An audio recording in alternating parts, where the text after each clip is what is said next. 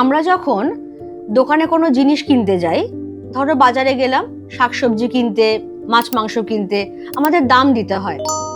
Shopping মলে বা এমনি দোকানে যখন জামা কাপড় কিনতে যাচ্ছি, দাম দিতে হয়। কিন্তু সবকিছুরই কি দাম হয়? এসো তাহলে আজকের গল্পটা পড়ে আমরা সেটাই একটু জেনে নেব। গল্পের নাম হচ্ছে দাম। লিখেছেন প্রখ্যাত সাহিত্যকার নারায়ণ গঙ্গোপাধ্যায়। তো গল্পটা পড়বার আগে তার সম্পর্কে আমাদের কয়েকটা কথা একটু জেনে নিতে হবে, কারণ এখান থেকেও আমাদের প্রশ্ন আসে। কিরকম?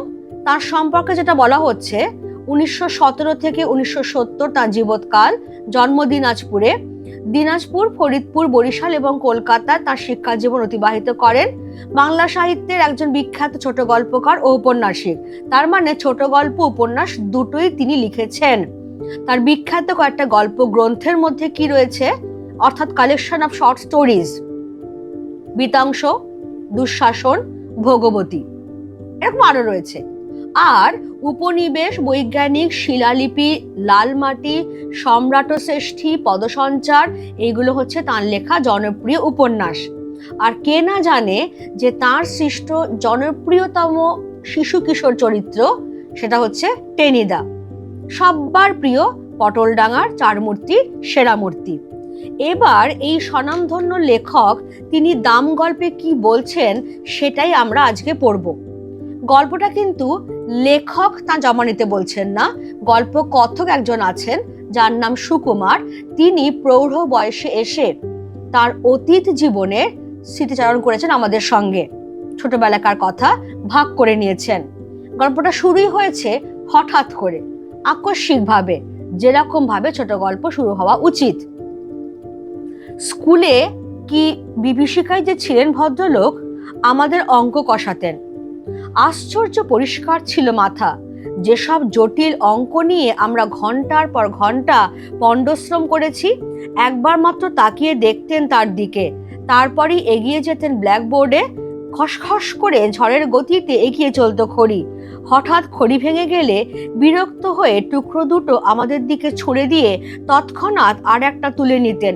একটু পরেই আমরা রোমাঞ্চিত হয়ে দেখতুম ছবির মতো অঙ্কটা সাজিয়ে দিয়েছেন। পৃথিবীতে যত অঙ্ক ছিল সব যেন ওর মুখস্থ, কিংবা মুখস্থ বললেও ঠিক হয় না, মনে হতো আমাদের অদৃশ্য অক্ষরে বোর্ডে আগে থেকেই কষা রয়েছে, অথচ উনি দেখতে পাচ্ছেন ঠিক, আর সঙ্গে সঙ্গে তার উপরে খড়ি বুলিয়ে চলেছেন। বিভীষিকা মানে আতঙ্ক, ভয়। তাহলে সুকুমার তার স্কুলের অঙ্কের মাস্টারমশাইকে বলছেন বিভীষিকা। ছাত্রদের কাছে এই অঙ্কের মাস্টারমশাই ছিলেন রীতিমতো ভয়ের কারণ। এই মানুষটা কিন্তু একজন অঙ্ক বিশারদ, তুখোড় ছিলেন অঙ্কেতে, বুদ্ধিতে ঝকঝক করতো মাথা।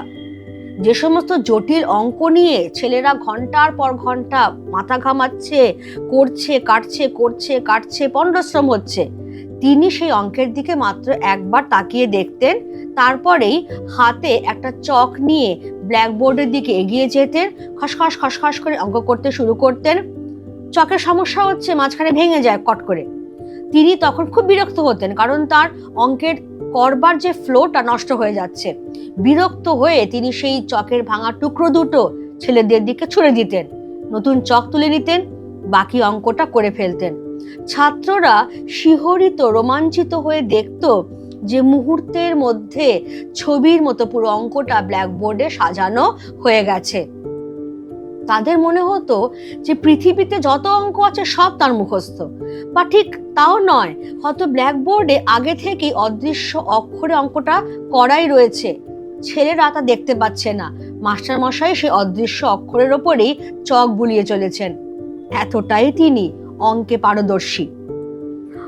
অঙ্কে যারা 100-র মধ্যে 100 পায়, ওর ভয়ে তারাই তটস্থ হয়ে থাকতো। আর আমাদের মতো যেসব অঙ্ক বিশারদের টেনে টুনে কুড়িয়ে উঠতে চাইতো না, তাদের অবস্থা সহজেই কল্পনা করা যেতে পারে। প্রকাণ্ড হাতের প্রচন্ড চড় খেয়ে মাথা ঘুরে যেত, কিন্তু কাঁদবার জোর ছিল না। চোখে এক ফোঁটা জল দেখলেই ক্লাস ফাটিয়ে হুঙ্কার ছাড়তেন। পুরুষ মানুষ হয় অঙ্ক পারিস নে, তার উপরে কাঁদতে লজ্জা করে না? এখনই পা ধরে স্কুলের পুকুরে ছুঁড়ে ফেলে দেব। সুকুমার কি বলছেন? যারা অঙ্কে 100-র মধ্যে 100 পায়, মাস্টারমশাই এমনই বিভীষিকা ছিলেন যে তার ভয়ে তারাই ভয়ে গুটিসুটি মেরে থাকতো। আর সুকুমারদের মতো কোট আনকোট অঙ্ক বিশারদ মানে হচ্ছে অঙ্কে পণ্ডিত, তার মানে একটু ঠাট্টা করেই বলছেন সুকুমার নিজেদের সম্পর্কে যে আমরা এতটাই অঙ্কে পণ্ডিত ছিলাম যে টেনে টুনে কুড়িয়ে উঠতে চাইতো না। তাহলে আমাদের অবস্থা সহজেই কল্পনা করা যেতে পারে।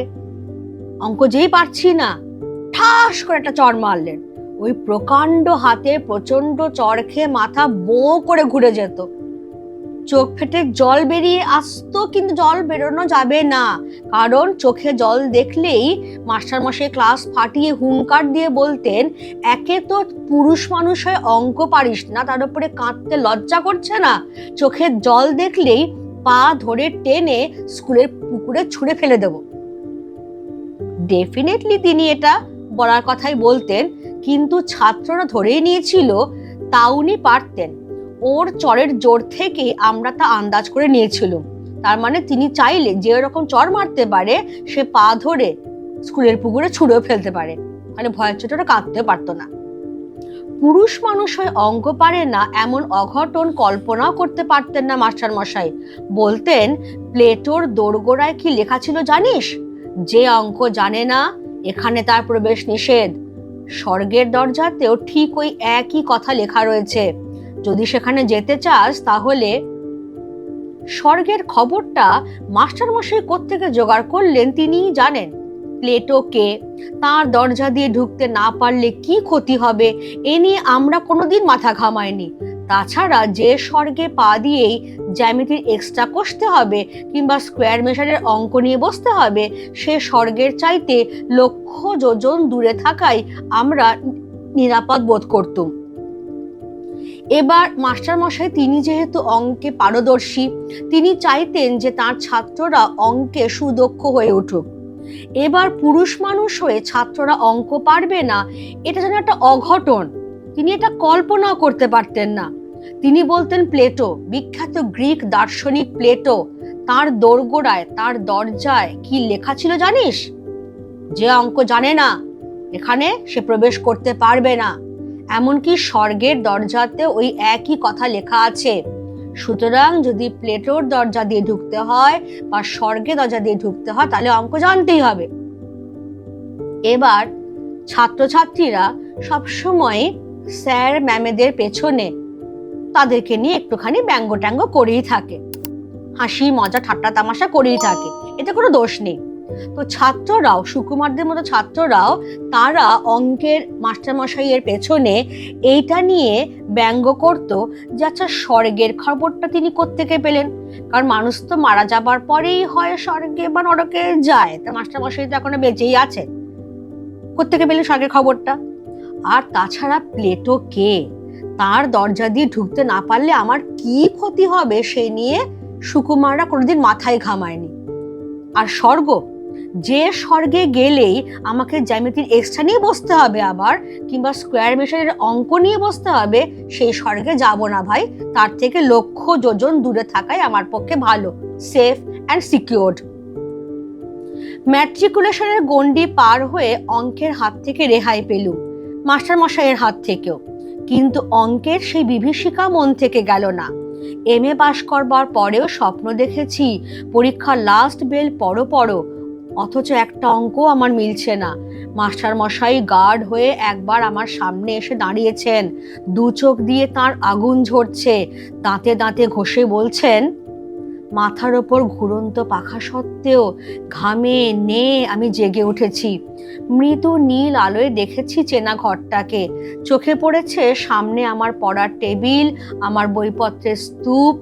গভীর তৃপ্তির সঙ্গে ভেবেছি এখন আর আমাকে স্কুলে অঙ্ক কষতে হয় না, আমি কলেজে বাংলা পড়াই। এই যে বলা হলো স্বপ্নের কথাটা, এই স্বপ্নটা বোধহয় ছোটবেলায় আমরা সবাই দেখেছি। পরীক্ষার ঠিক আগে আগে যে বিষয়টা নিয়ে সবচেয়ে ভয়, পরীক্ষার আগে আমরা দেখি যে ওই বিষয়টাই পরীক্ষার হলে আমরা কিচ্ছু পারছি না, তো এখানেও ঠিক সেই কথাটাই বলা হচ্ছে যে ম্যাট্রিক পাশ করে, মানে এখনকার মাধ্যমিক পাশ করে সুকুমার অঙ্ক টঙ্ক ছেড়ে দিয়ে পিওর আর্টস নিয়ে ভর্তি হয়েছেন। অঙ্কের হাত থেকে রেহাই পেয়েছেন, মাস্টার মশাইয়ের হাত থেকেও বেঁচেছেন, কিন্তু ওই যে অঙ্ক ভীতিটা মন থেকে যায়নি। MA পাশ করবার পরেও তিনি স্বপ্ন দেখেছেন। কখনো পর্যন্ত দেখেছেন? যখন তিনি কলেজে বাংলা পড়াতে ঢুকে গেছেন তখনও পর্যন্ত সেই স্বপ্ন তাকে তাড়া করে বেরিয়েছে। একটাই স্বপ্ন, কি দেখছেন বারবার? অঙ্ক পরীক্ষা, পরীক্ষা লাস্ট বেল পড়বে, একটা অঙ্ক সুকুমারের মিলছে না। মাস্টার মশাই, অঙ্কের মাস্টার মশাই গার্ড হয়ে সুকুমারের সামনে এসে দাঁড়িয়েছেন, দু চোখ দিয়ে তার আগুন ঝরে পড়ছে, দাঁতে দাঁত ঘষে তিনি কিছু একটা বলছেন। এই অবধি দেখেই ভয়ের চোটে ঘুমটা ভেঙে যেত। মাথার উপরে পাখা ঘুরছে, তা সত্ত্বেও ঘেমে তিনি জেগে উঠতেন সুকুমার। তারপরেই ঘরের যে মৃদু নীল আলো, যেটা রাত্রিবেলায় জ্বলে, নাইট ল্যাম্প, তিনি দেখেছেন তার চেনা ঘর, দেখেছেন তার চেনা পড়বার টেবিল, টেবিলে বইপত্রের স্তূপ, এবং গভীর আশ্বস্ত হয়ে এইটা বুঝেছেন যে এখন আর আমাকে ভাই অঙ্ক কষতে হয় না, আমি কলেজে বাংলা পড়াই, কি স্বস্তি, কি স্বস্তি। এই রকম একটা অবস্থায় যখন সুকুমার অলরেডি পেশাগতভাবে কলেজে পড়াচ্ছেন, একদিন একটি পত্রিকার পক্ষ থেকে ফরমাশ এলো, আমার ছেলেবেলার গল্প শোনাতে হবে। আমি জানালুম, লেখক হিসেবে আমি নিতান্ত সামান্য ব্যক্তি, আমার ছেলেবেলার গল্পে কারো কোনো কৌতূহল নেই। তাছাড়া এমন কোনো স্মরণীয় ঘটনা ঘটেনি যে আসর করে তার লোককে শোনাতে পারি। কিন্তু কর্তৃপক্ষ ছাড়লেন না। তাঁরা জানালেন, সাহিত্যের ইন্দ্র, চন্দ্র, মিত্র, বরুণেরা কেউ তাঁদের বিশেষ পাত্তা দেননি। অতএব আমি ভাবলুম তাহলে নির্ভয় লিখতে পারি। ওরা নিজেরা ছাড়া ওদের কাগজের বিশেষ পাঠক নেই, সুতরাং আমার আত্মকথা কারো কাছে স্পর্ধার মতো মনে হবে না। কয়েকটি ঘরোয়া মানুষের কাছে ঘরোয়া গল্প বলবো, ওটা প্রীতির ব্যাপার, পদমর্যাদার নয়। কাগজ কলম নিয়ে বসে গেলুম। মনে এলো মাস্টার মশাইয়ের কথা, লিখলুম তাকে নিয়েই। ছবিটা যা ফুটলো তা খুব উজ্জ্বল নয়। লেখবার সময় কল্পনার খাদ কিছু মিশিয়ে নিলুম, সেটা বলাই বাহুল্য। সেই সঙ্গে সদুপদেশে একটু বর্ষণ করেছিলুম। মূল কথাটা এই ছিল, অহেতুক তাড়না করে কাউকে শিক্ষা দেওয়া যায় না। গাধা পিটিয়ে ঘোড়া করতে গেলে গাধাটাই পঞ্চত্ব পায়। তার প্রমাণ আমি নিজেই। মাস্টার মশাই আমাকে এত প্রহার করেও অঙ্ক শেখাতে পারেননি, বরং যা শিখেছিলুম তাও ভুলেছি। এখন 2 আর 2 4 না 5 হয়, তাই নিজের মধ্যে সন্দেহ জাগে। পত্রিকার কর্তৃপক্ষ খুশি হয়ে আমাকে 10 টাকা দক্ষিণা দিয়ে গেছেন। মাস্টার মশাইয়ের কাছ থেকে এইটুকুই আমার নগদ লাভ। তাহলে যখন সুকুমার কলেজে বাংলা পড়াতে আরম্ভ করেছেন, ঠিক এই রকম সময় এক ছোট পত্রিকার তরফ থেকে তার কাছে ফরমাশ এলো, দাবি আর কি, আবদার বলা যেতে পারে, যে তার ছেলেবেলায় গল্প শোনাতে হবে। সুকুমার বলছেন তাদেরকে যে দেখুন, লেখক হিসেবে আমি নিতান্ত সামান্য একজন তুচ্ছ ব্যক্তি। আমার ছেলেবেলার গল্পে কারোর কোনো কৌতূহল থাকতেই পারে না। তাছাড়া এমন কোনো উল্লেখযোগ্য ঘটনাও ঘটেনি যে তা একেবারে ঘটা পটা করে বলতে হবে। দেখা গেল যে পত্রিকার পক্ষ থেকে ফরমাশটা এসেছে, সেই পত্রিকাটাও খুব একটা বিশাল মাপের পত্রিকা নয়। সাহিত্যে যারা তাবর লেখকরা, যেরকম দেব সভায় দেবরাজ ইন্দ্র রয়েছেন, চন্দ্র রয়েছেন, বরুণ দেবতা রয়েছেন, সেরকম সাহিত্যের নামজাদা লেখকরা কেউ এদেরকে পাত্তা দেয়নি। তাই এরা বাধ্য হয়ে এসেছে সুকুমারের কাছে। সুকুমার তখন ভাবলেন, ও এই ব্যাপার, ওদের পাঠক ওরা নিজেরাই, তাহলে তো আমার সংকোচের কোনো কারণই নেই। কয়েকজন ঘরোয়া মানুষের কাছে ঘরোয়া আড্ডা দেব, এর বেশি তো কিছু নয়। বেশ, লিখবো। কাগজ কলম নিয়ে বসে গেলেন। কাকে নিয়ে লেখা যায়? যাকে নিয়ে মনের মধ্যে সবসময় একটা রাগ, একটা ক্ষোভ, একটা বিদ্বেষ চলছে, তাকে নিয়ে লিখছেন। অর্থাৎ কিনা তার স্কুলের অঙ্কের মাস্টার মশাই। তাকে নিয়ে যখন লেখাটেখা হলো, বলাই বাহুল্য যে মাস্টার মশাইয়ের ছবিটা খুব উজ্জ্বল হয়ে কিন্তু সেখানে ফুটলো না, বরং সুকুমার সত্যি কথার সঙ্গে বেশ কিছু কল্পনাও মিশিয়ে দিয়েছিলেন। যেরকম খাঁটি সোনার সঙ্গে খাদ না মেশালে গয়না তৈরি হয় না, তেমনি তিনিও এখানে সত্যি কথার সঙ্গে কল্পনার খাদ মিশিয়েছিলেন বেশ অনেকটা। তার ফলেই মাস্টার মশাইয়ের ছবিটা খুব নিষ্প্রভ, খুব মলিন হয়ে গেল। উপদেশও বর্ষণ করা হয়েছিল। মেন কথাটা এটাই বলা হয়েছে যে শুধু শুধু মারধর করে কখনো কাউকে কোনো বিষয় শেখানো যায় না, গাধা পিটিয়ে ঘোড়া করা যায় না, বরং গাধাকে বেশি পেটালে গাধাটাই মরে যায়। তার প্রমাণ সুকুমার নিজেই। এই যে মাস্টার মশাই তাকে ছোটবেলায় এত মার ধর, এত বকা ঝকা করেছেন, এখন তাতে কি এসে গেল? এখন অঙ্ক তিনি ভুলেই গেছেন। ঠাট্টা করে বলছেন, 2 আর 2 4 হয় না 5 হয় তাই তো ভুলতে বসেছি। এবার এই গল্পটা পেয়ে পত্রিকার কর্তৃপক্ষ খুব খুশি, তাকে 10 টাকা দিয়ে গেছেন। তাহলে গল্পটা বিক্রি করে 10 টাকা দাম পাওয়া গেল। এটাই হচ্ছে সুকুমারের মাস্টার মশাইয়ের কাছ থেকে নগদ লাভ। কেমন? তারপরে আরো অনেক দিন পার হয়ে গেল, সেই লেখার কথা ভুলে গেলুম মাস্টার মশাইকেও। বয়স বেড়েছে, বিনিদ্র রাত্রি যাপনের মতো অনেক সমস্যা এসে দেখা দিয়েছে জীবনে। বর্তমানের দাবিটা এত বেশি জোরালো যে স্মৃতির দিকে তাকাবার অবসর পর্যন্ত মেলে না। তাহলে সুকুমারের বয়স বাড়ছে, অনেকটা বয়স হয়ে গেছে, মাঝ বয়সী, ধরো প্রায় 50-এর কাছাকাছি বয়স হয়ে গেছে। লেখাটার কথা ভুলেই গেছেন, মাস্টার মশাইয়ের কথাও ভুলে গেছেন, কারণ রাত্রিবেলায় ঘুম হয় না, এটা ওটা সমস্যা লেগেই আছে। বর্তমানের দাবিটাই এত জোরালো যে অতীতের দিকে তাকাবার ফুরসত মেলে না। এই রকম একটা সময় একটা আশ্চর্য ঘটনা ঘটলো। কি ঘটলো ঘটনাটা? সেটা হচ্ছে যে এমনি সময় বাংলাদেশের এক প্রান্তের একটি কলেজ থেকে ডাক এলো, ওদের বার্ষিক উৎসব, অতএব আতিথ্য নিতে যেতে হবে ওখানে এবং বক্তৃতা দিতে হবে। এই সব উপলক্ষেই বিনা পয়সায় বেড়ানো যায়। তাছাড়া কলকাতা থেকে কেউ বাইরে গেলেই তার রাজোচিত সংবর্ধনা মেলে। এখানকার চড়ুই পাখিও সেখানে রাজহংসের সম্মান পায়। কলকাতা থেকে দূরত্বটা যত বেশি হয় আমাদের মতো নগণ্যের পক্ষে ততই সুখাবহ। আমি সুযোগটা ছাড়তে পারলুম না। তাহলে সুকুমারের বয়স প্রায় 50-এর কাছাকাছি। এই রকম একটা সময়, তখন অখণ্ড বাংলাদেশ আর কি। তো সেই বাংলাদেশের এক প্রান্তে, মানে একটা প্রত্যন্ত অঞ্চলের কলেজ থেকে ডাক এলো তাদের বার্ষিক উৎসবে সুকুমারকে সেখানে প্রধান অতিথি হিসেবে যেতে হবে এবং অতি অবশ্যই তাকে ভাষণ দিতে হবে। সুকুমার মনে মনে ভাবছেন, এইসব উপলক্ষে যেটা হয় বিনি পয়সায় বেশ বেরিয়ে নেওয়া যায়, কারণ খরচ সবই ওদের, যাওয়া আসার খরচা। আর দ্বিতীয় কথা হচ্ছে যে কলকাতা থেকে কেউ সেখানে গেলে রাজার মতো সংবর্ধনা পায়। কলকাতায় যে নেহাত ছোট্ট নগণ্য প্রাণী চড়াই পাখির মতো, গ্রামেগঞ্জে সেই মানুষটাই রাজহাঁসের মতো সম্মান পায়। দূরত্ব যত বেশি, সম্মান তত বেশি। তাই সুকুমার সুযোগটাকে লুফে নিলেন। গিয়ে পৌঁছতে যা ভেবেছিলেন, চা, খাবার, আতিথেয়তার উচ্ছ্বাস, ছেলেরা তো এলোই, 2-4 জন সম্ভ্রান্ত লোক এসেও বিনীতভাবে আলাপ করে গেলেন। এমনকি খান কয়েক অটোগ্রাফের খাতা পর্যন্ত এগিয়ে এলো।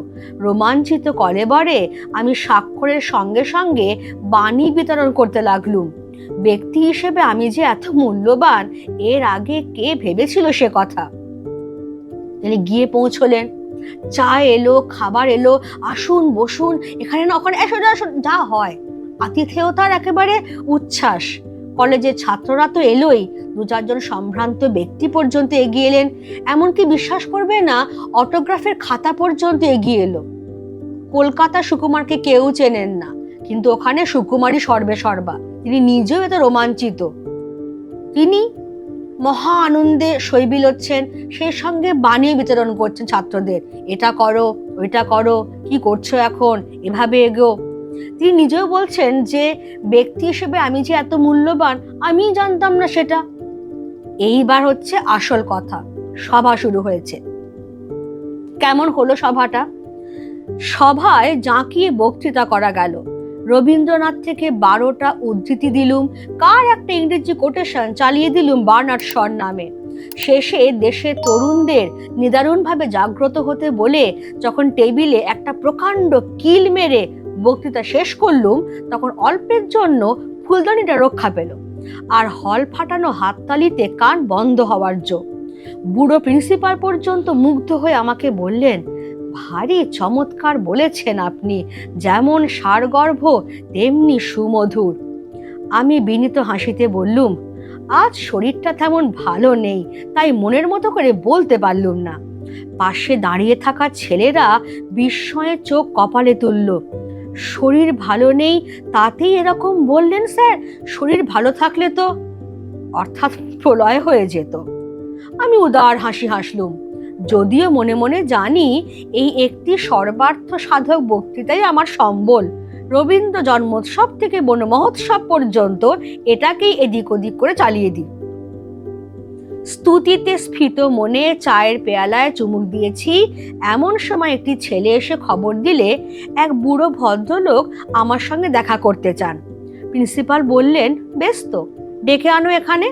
ছেলেটি বললে তিনি আসতে চাইছেন না, বাইরে মাঠে দাঁড়িয়ে রয়েছেন। আমার বক্তৃতায় নিশ্চয়ই কি অভিভূত হয়েছেন, আমাকে অভিনন্দন জানাবেন। এ অভিজ্ঞতা আগেও হয়েছে। সুতরাং দাক্ষিণ্য পুলকিত চিত্তে আমি বললুম, আচ্ছা চলো, আমি যাচ্ছি। তাহলে এই যে সভা, সুকুমার কোট আনকোট জাঁকিয়ে বক্তৃতা করলেন। রবীন্দ্রনাথ থেকে কোটেশন দিলেন 12টা, কার একটা ইংরেজি কোটেশন, বুঝেছো তো, নামটা মনে নেই তার, তিনি চালিয়ে দিলেন বার্নার্ড শর নামে। আরে কে দেখতে গেছে এটা বার্নার্ড শ লেখা কিনা। তারপর দেশের তরুণদের, যারা ইয়াং জেনারেশন, তাদেরকে নিদারুণভাবে জাগ্রত হতে বলে টেবিলে একটা ধপাস করে কিল মেরে যখন তিনি শেষ করলেন, টেবিলটা এমন কেঁপে উঠলো যে টেবিলে রাখা ফুলশুদ্ধ ফুলদানিটা পড়তে পড়তে বেঁচে গেল আর কি। আর সে কি হাততালি, সে কি হাততালি! বৃদ্ধ প্রিন্সিপাল পর্যন্ত মুগ্ধ হয়ে গেছেন। তখন সুকুমার বলছেন, বুঝলেন, আজকে ঠিক শরীরটা ভালো নেই, তাই তেমন জুত করে বলতে পারলাম না। এবার প্রিন্সিপালের ঘরে প্রিন্সিপালের পাশে দাঁড়িয়ে থাকা কলেজের ছেলেরা বিস্মিত হয়ে চোখ একেবারে কপালে তুলে দিচ্ছে যে, স্যার শরীর ভালো নেই তাতেই এরকম বললেন, শরীর ভালো থাকলে। সুকুমার ভাবছেন প্রলয় হয়ে যেত। অথচ সুকুমার খুব ভালো জানেন যে ওই একটা মাত্র বক্তৃতাই তাঁর সম্বল, সেটাকেই তিনি এদিক ওদিক করে চালিয়ে দেন। রবীন্দ্র জন্মোৎসব হোক কি বন মহোৎসব, ওই একটাই বক্তৃতা, কিন্তু ওই এদিক সেদিক করবার যে কায়দাটা তার জানা, ওই কায়দা করে তিনি করে খাচ্ছেন। এবার প্রিন্সিপালের ঘরে তিনি স্তুতিতে স্ফীত মনে, মানে সবাই তাকে স্তোক বাক্য দিচ্ছে, স্তুতি করছে, প্রশংসা করছে, তার একেবারে বুক ফুলে ফেপে উঠেছে। তিনি মহানন্দে চায়ের পেয়ালা চুমুক দিচ্ছেন। এমন সময় একটি ছাত্র এসে বলল যে এক বুড়ো ভদ্রলোক বাইরে মাঠে দাঁড়িয়ে আছেন, সুকুমারের সঙ্গে দেখা করতে চান। প্রিন্সিপাল বলছে, ডেকে আনো এখানে। না, উনি আসবেন না, উনি বাইরেই আছেন। সুকুমার ভাবছেন যে আমার বক্তৃতায় নিশ্চয়ই তার এত ভালো লেগেছে, তিনি মুগ্ধ হয়েছেন, আমাকে হয়তো তিনি শুভেচ্ছা জানাবেন। চলো, আমি যাচ্ছি দাক্ষিণ্য পুলকিত চিত্তে, অর্থাৎ আমি তাকে দয়া করব, দেখা করে, এইরকম একটা মনোভাব নিয়ে। বাইরে আসছেন সুকুমার। হলের বাইরে ছোট একটা মাঠ তরল অন্ধকারে ঢাকা। অত আলো থেকে বেরিয়ে এসে প্রথমে ভালো করে কিছু দেখতে পেলুম না। তারপর চোখে পড়ল মানুষটিকে। কুঁজো লম্বা চেহারা, মাথার সাদা চুলগুলি চিকমিক করছেন। ডাকলেন, সুকুমার। আমি চমকে উঠলুম। এখানে কেউ আমার নাম ধরে ডাকতে পারে সেটা যেমন আশ্চর্য, তারও চেয়ে আশ্চর্য ওই গলার স্বর। আমার মনটাকে অদ্ভুতভাবে দুলিয়ে দিল। স্মৃতির অন্ধকার থেকে একটা ভয়ের মৃদু শিহরণ আমার বুকের ভিতর দিয়ে বয়ে গেল। আমাকে চিনতে পারছো না সুকুমার? আমি চিনেছি। ভয় পাওয়ার অর্থটা বুঝতেও আর বাকি নেই। ওই ডাক শুনে ছেলেবেলায় বহুদিন আমার গায়ের রক্ত হিম হয়ে এসেছে। জানি এখনই একটা ভয়ঙ্কর চড় আমার পিঠের ওপর নেমে আসবে, সেই ভয়টার কঙ্কাল। লুকিয়ে ছিল মনের চোরা কুঠুরিতে, ওই স্বর বিদ্যুতের আলোর মতো তাকে উদ্ভাসিত করে তুলেছে। তাহলে বৃদ্ধ প্রিন্সিপালের ঘর, কলেজের ঘর, অত আলোর মধ্যে থেকে বাইরের মাঠের অন্ধকারে এসে প্রথমটা সুকুমার কিছু বুঝতে পারছেন না। তারপর যখন চোখটা সয়ে যাচ্ছে অন্ধকারে, তখন তার চোখে পড়ছে একজন বুড়ো মানুষ, লম্বা চেহারা, বয়সের ভারে এখন কুঁজো হয়ে গেছেন।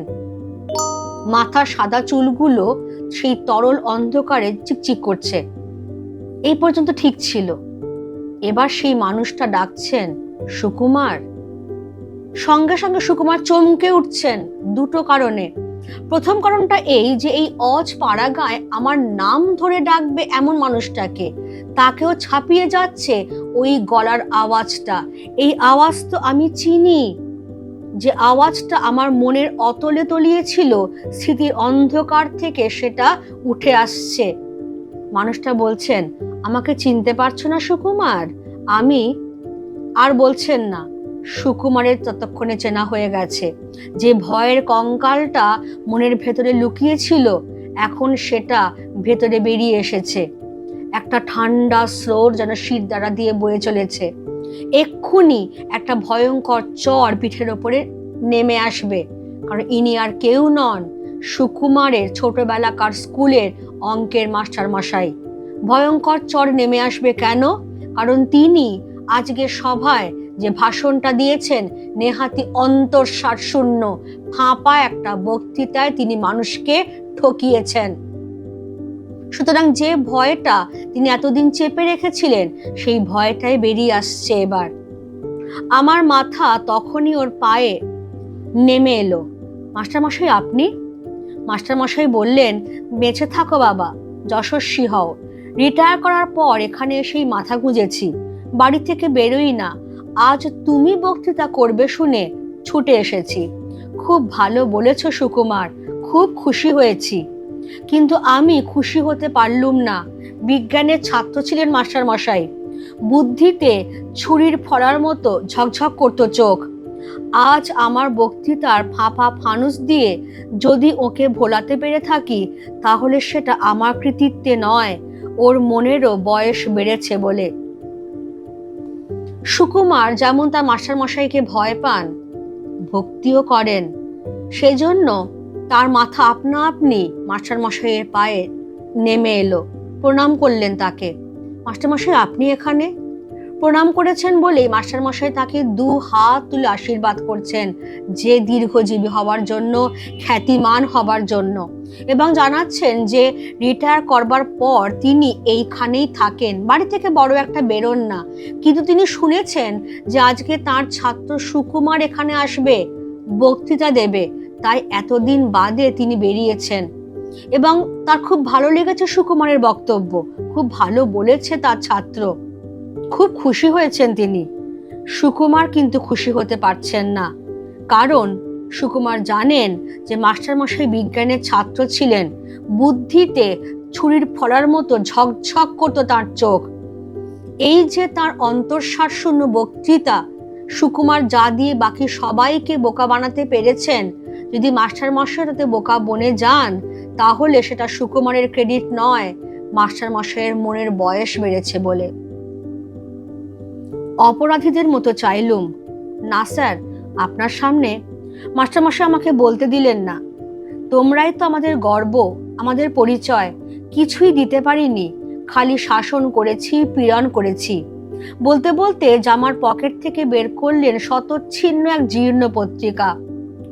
একদিন আমার ছেলে এইটে এনে আমাকে দেখালে। পড়ে আনন্দে আমার চোখে জল এলো। কতকাল হয়ে গেল, তবু সুকুমার আমাকে মনে রেখেছে, আমাকে নিয়ে গল্প লিখেছে। সকলকেই লেখা আমি দেখাই, বলি দেখো আমার ছাত্র আমাকে অমর করে দিয়েছে।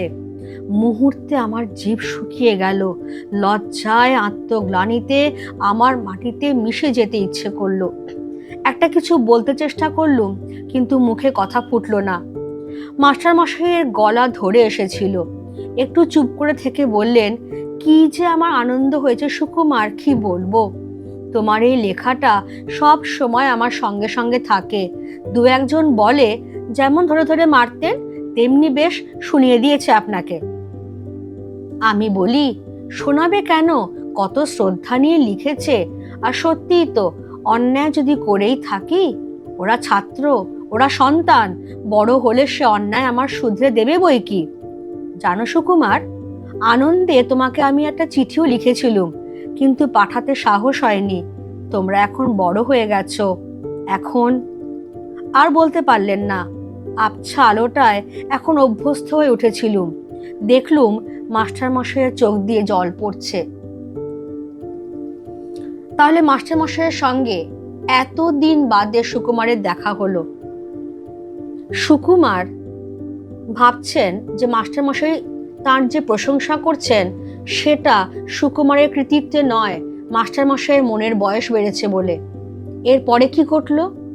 সেই পত্রিকাটা মাস্টারমশাই তার জামার পকেট থেকে বার করলেন। শতচ্ছিন্ন হয়ে গেছে, কিন্তু খুব গর্বের সঙ্গে বার করলেন। বললেন, তোমাদের তো কিছুই দিতে পারিনি কোনোদিন, খালি শাসন করেছি, মারধর করেছি, পীড়ন করেছি। জানো, একদিন না আমার ছেলে এই পত্রিকাটা এনে আমাকে দেখালো। পড়ে আনন্দে তো আমার চোখে জলই চলে এসেছিল, যে কতকাল হয়ে গেল, তবু আমার ছাত্র সুকুমার তো আমাকে মনে রেখেছে, আমাকে নিয়ে গল্প লিখেছে। সকলকে লেখা আমি দেখাই, উনি দেখো আমার ছেলে আমাকে কাগজে কলমে অমর করে দিয়েছে, আমার ছাত্র হয় সে। সুকুমার কি বলবেন তখন? এ তো সেই লেখা যেখানে তিনি মাস্টারমশাইকে সমালোচনা করে তিনি কতটা ভুল ছিলেন সেইটা প্রমাণ করে তাকে রীতিমতো ছোট দেখিয়ে তিনি গল্পটা লিখেছিলেন। তার জিভ শুকিয়ে গেল লজ্জায়, আত্মগ্লানি মানে হচ্ছে নিজের প্রতি ধিক্কার। তার মনে হচ্ছে যেন মাটিতে মিশে যায়। কিছু একটা বলবার চেষ্টা করছেন কিন্তু বলে উঠতে পারছেন না। মাস্টারমশাইয়েরও আবেগে গলা ধরে এসেছে। একটু চুপ করে থেকে বললেন, জানো এই লেখাটা পড়ে না কি আনন্দ আমার হয়েছে। লেখাটা সবসময় আমি সঙ্গে সঙ্গে রাখি। অনেকে আমাকে বলেছে যে যেমন আপনি ওদেরকে মারতেন তেমনি বেশ দেখুন দু কথা শুনিয়ে দিয়েছে। আমি ওদেরকে বলি, আরে বাবা, দু কথা শোনাবে কেন, দেখো তো কত শ্রদ্ধা নিয়ে লিখেছে। আর সত্যিই তো, ওরা আমাদের সন্তানের মতো। যদি অন্যায় করে থাকি, ভুল করে থাকি, ওরাই তো শুধরে দেবে নাকি। জানো, এত আনন্দ আমার হয়েছিল না, আমি তোমাকে একটা চিঠিও লিখে ফেলেছিলাম, কিন্তু পাঠাতে সাহস হয়নি। তোমরা এখন কত বড় হয়ে গেছো, এখন আর বলতে পারছেন না। এতক্ষণে সুকুমারের চোখ সেই অন্ধকারে অভ্যস্ত হয়ে গেছে। তিনি দেখছেন মাস্টারমশাইয়ের চোখে জল। মনে হলো স্নেহ, মমতা, ক্ষমার এক মহাসমুদ্রের ধারে এসে দাঁড়িয়েছি। সেই স্নেহ কোটি মণিমাণিক্য দিয়ে যার পরিমাপ হয় না, সেই মমতা যার দাম সংসারের সব ঐশ্বর্যের চাইতে বেশি, সেই ক্ষমা কুবেরের ভাণ্ডারকে ধরে দিয়েও যা পাওয়া যায় না। আমি তাকে 10 টাকায় বিক্রি করেছিলুম। এ অপরাধ আমি বইব কি করে? এ লজ্জা আমি কোথায় রাখবো? এত দিনে তাহলে সুকুমার তার মাস্টারমশাইকে সত্যিকারে চিনছেন, যে মাস্টারমশাই যে শাসন করেছেন, পীড়ন করেছেন কোনো ব্যক্তিগত রাগ বা আক্রোশ থেকে নয়, বরং তাদেরকে অঙ্ক শেখাবেন বলে, তাদেরকে মানুষ করবেন বলে। তার বাইরেটা হয়তো কঠিন ছিল, কিন্তু ভেতরে স্নেহের যে ফল্গু ধারা বয়ে চলেছে, তারা কেউ ছোটবেলায় সেটা বুঝতে পারেননি। এখন সুকুমার যখন প্রৌঢ় হয়েছেন, তিনি নিজেও যখন পড়াচ্ছেন, তখন তিনি মাস্টারমশাইয়ের সেই আবেগটাকে ধরতে পারছেন। তার মনে হচ্ছে যেন ইনি মাস্টারমশাই নন, যেন ইনি স্নেহ, মমতা, ক্ষমার এক মহাসমুদ্র। সেই স্নেহ কোটি মণিমাণিক্য দিয়েও যার পরিমাণ তুমি করতে পারবে না, এমন মমতা যার দাম সংসারের সমস্ত ঐশ্বর্যের চেয়ে বেশি। আর সেই ক্ষমা সুন্দর ভঙ্গি কুবেরের ভাণ্ডার, কুবের মানে ধনসম্পদের দেবতা, কুবেরের ভাণ্ডারকে ধরে দিয়েও যা পাওয়া যায় না। অথচ সুকুমার তাকে 10 টাকায় বিক্রি করেছিলেন। এই অপরাধ বাকি জীবনটা সুকুমার কিভাবে বইবেন? এ তো পাথরের চেয়েও ভারী, বুকে পাষাণ ভার হয়ে চেপে রইল। এই লজ্জা সুকুমার কোথায় রাখবেন? যেটা দিয়ে আমি শুরু করেছিলাম, আমরা জিনিসপত্র কিনি দাম দিয়ে, কিন্তু মাস্টারমশাইয়ের স্নেহ, মমতা, ক্ষমা এর কি কোনো দাম হয়? এ তো অমূল্য। ছাত্র শিক্ষক সম্পর্কের কোনো দাম হয় না। ছাত্ররা ছাত্রাবস্থায় তা বুঝতে পারে না। তারা রাগ করে তাদের শিক্ষক শিক্ষিকাদের ওপরে, কিন্তু শিক্ষক শিক্ষিকারা মানুষ গড়বার কারিগর। তারা শাসন করেন, বকেন, মারেন শুধুমাত্র যাতে ছাত্ররা ছাত্রীরা ভালো মানুষ হতে পারে, যেরকম এখানে অঙ্কের মাস্টার মশাই করেছিলেন। সেই জন্যেই সুকুমারের এই লজ্জা, সেই জন্যেই সুকুমারের এই অপরাধ বোধ। কেমন? গল্পটা ভালো করে আমি যেরকম করে পড়ালাম সেরকম করে পড়ে নিও। কোনো অসুবিধা থাকলে আমাকে কমেন্ট বক্সে জানিও। আজকের ক্লাস তাহলে আমি এখানেই রাখছি। Thank you everybody.